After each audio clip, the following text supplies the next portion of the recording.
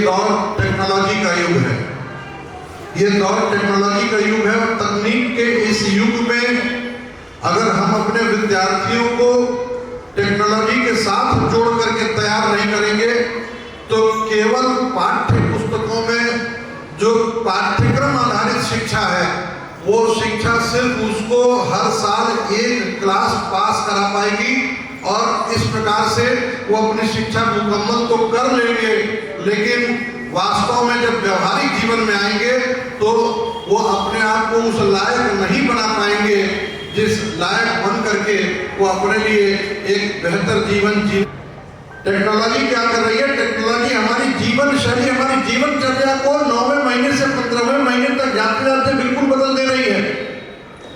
अब ऐसे में शिक्षा भी उसी का एक अंग है, तो हमको भी आपको मिलकर के ये समझना पड़ेगा कि कैसे हम नियोजित करें अपने बच्चों की शिक्षा को।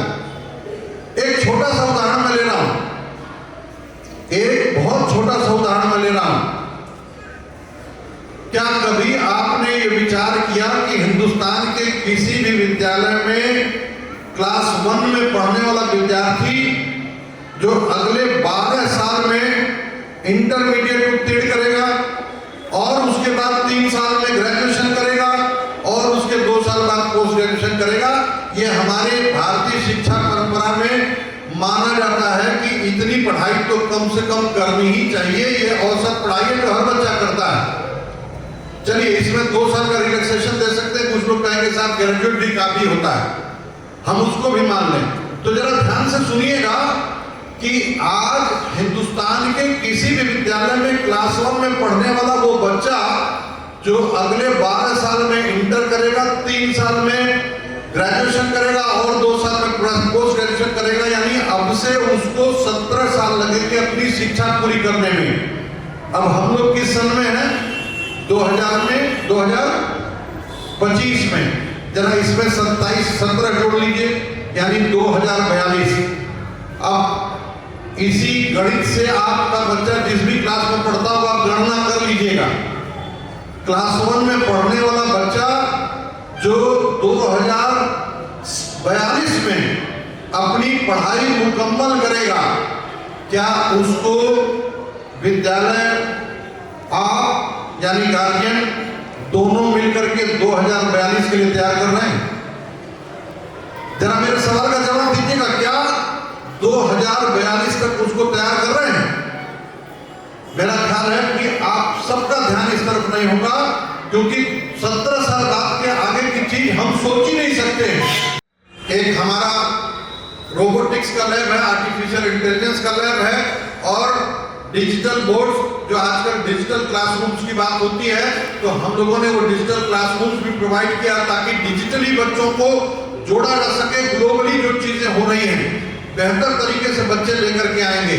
मैं जब अभी कह रहा था कि क्लास 1 में पढ़ने वाला बच्चा 2042 में अपनी पढ़ाई पूरी करेगा, तो ये ध्यान रखिएगा कि उस समय इसका कोई मायने नहीं रखेगा कि आपके बच्चे ने क्या पढ़ा। और इस दौर में जो तमाम बड़े बड़े जो विद्यालय हैं, उन बड़े विद्यालयों में जो बच्चों को आर्टिफिशियल इंटेलिजेंस और रोबोटिक्स के माध्यम से टेक्नोलॉजी का ज्ञान दिया जा रहा है, वो पूरा बागडोर इनके हाथ में है। तो हम ये उम्मीद करेंगे कि सर आप बैठ करके समानांतर ऐसे पाठ्यक्रम आप बनाएंगे जो पाठ्यक्रम वो इन बच्चों के लिए न केवल उपयोगी होंगे बल्कि सार्थक होंगे, ताकि उनको कोई असुविधा न हो।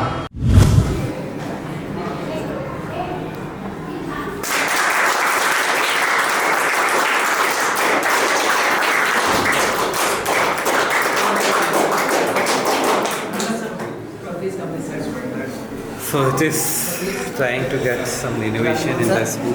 Good afternoon, sir. What's your name? Shan, sir. What is this all about? It's a 3D printer. You know how to operate this? Yes, sir. Who have taught you all this? Up till 200 degrees Celsius. And we can touch it because it is 60 degrees Celsius only. First we will heat this. This is called PLA. This is the wire, the filament. This PLA is very loose. It's kind of polymer? Yes, sir. Polylateral.